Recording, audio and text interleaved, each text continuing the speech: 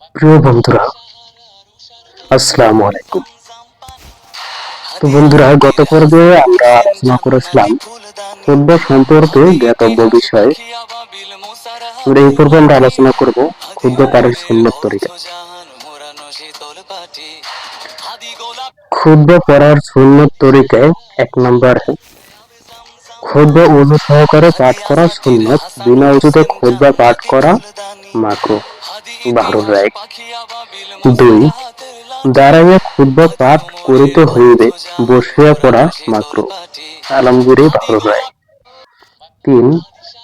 সমবেত মুসল্লিদের দিকে মুখ করিয়া খুতবা পাঠ করা সুন্নত, কিবলামুখী হইয়া অথবা অন্য কোন দিকে মুখ ফিরাইয়া খুতবা পাঠ করা মাকরুহ। আলমগীর বাহরুর রায়। তো বন্ধুরা, আমরা প্রতিনিয়তই দেখি, প্রত্যেক জুমার দিন আমরা দেখি ইমাম সাহেব দাঁড়াইয়া খুতবা পড়ে, ওযু সহকারে খুতবা পড়ে, সমবেত মুসল্লিদের দিকে মুখ করিয়া খুতবা পাঠ করে। মানে মুসল্লিরা আমরা মসজিদে গিয়ে বসি, আমাদের সবার সামনে থাকে ইমাম সাহেব। ইমাম সাহেব আমাদের দিকে ঘুরে দাঁড়াইয়া খুতবা পড়ে, অন্য কোন দিকে দাঁড়াইয়া খুতবা পড়ে না। ৪ নাম্বার, ইমাম আবু ইউসুফের মতে খুতবা আরম্ভ করার পূর্বে চুপে চুপে আউযু বিল্লাহি মিনাশ শাইতানির রাজিম পাঠ করা সুন্নত। বাহরুর রায়।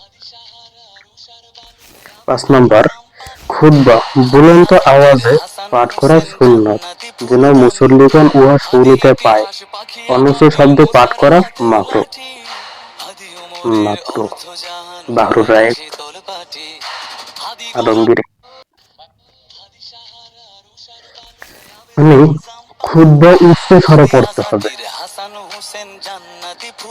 গলা ছেড়ে, গলার আওয়াজ বাড়াইয়া দিয়ে তারপরে খুতবা পড়তে হবে, যাতে সকল মুসল্লিরা শুনতে পারে। আর যদি আস্তে আস্তে পড়ি, আমি যদি মনে মনে পড়ি, মুসল্লিরা যদি খুতবা শুনতে না পারে, তাহলে সেটা মাকরুহ।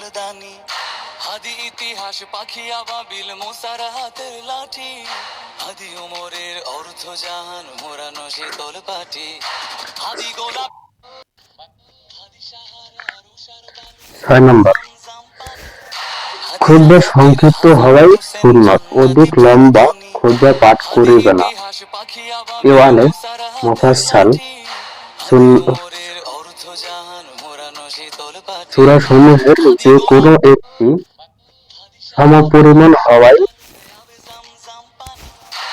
বাঞ্ছনীয়, উহার অধিক পাঠ করা মাকরুহ। স্বামী বাহরুর রায়। আলমগীর।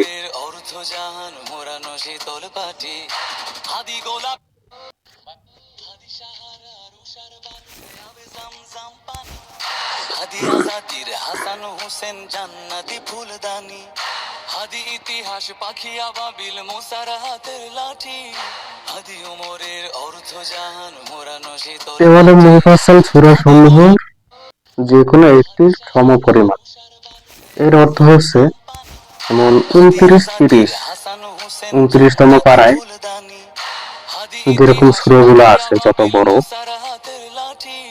এরকম বাইরের থেকে ছোট। যদি এটা আমরা সময়ের দিকে সময়কে কনভার্ট করতে চাই, তাহলে দেখা গেল 5 মিনিট, 7 মিনিট, এরকমই, তার থেকে বেশি যাওয়াটা ঠিক না। ৭ নম্বর, খুতবার মধ্যে নিম্নলিখিত 10টি বিষয়ের উল্লেখ থাকা সুন্নত। ইহা এই: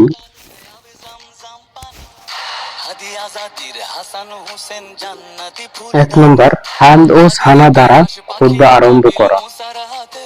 ২ নম্বর, আল্লাহ তাআলার সানা ও সিফাত বর্ণনা করা।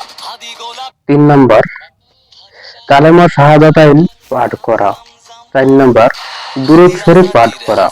৫ নম্বর, ওয়াজ নসিহত বিষয়ক কথা বলা। ৬ নম্বর, কুরআন শরীফের কোনো একটি বা ততোধিক আয়াত পাঠ করা। ৭, দুই খুতবার মাঝে ক্ষণিক বসা। ৮, সকল মুসলিম নরনারীর জন্য দোয়া করা। 9 সানি খুতবা পুনর্বার আলহামদুলিল্লাহ বলা। সানা ও দুরূদ পাঠ করা। 10 উভয় খুতবা এরূপ সংক্ষিপ্ত হওয়া যেন উহার কোনটি দেওয়ালে মুফাসসাল সূরা অপেক্ষা অধিক লম্বা না হয়। বাহরুর রায়েক আলমগীর।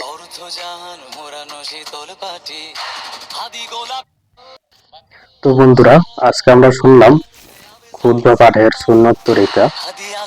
প্রিয় বন্ধুরা, আগামী পর্বে আমরা শুনবো এই খুতবার বিশেষত্ব। আগামী আমরা খুতবার বিশেষত্ব নিয়ে আলোচনা করব। সেই পর্যন্ত ভালো থাকবেন, সুস্থ থাকবেন। আসসালামু আলাইকুম। নেক্সট ভিডিওটি সবার আগে পাওয়ার জন্য চ্যানেলটি লাইক, সাবস্ক্রাইব করে পাশে থাকবেন এবং বেল আইকনটি অন করে রাখবেন, যাতে আমি ভিডিওটা আপলোড দেওয়ার সাথে সাথে আপনাদের কাছে পৌঁছে যায়।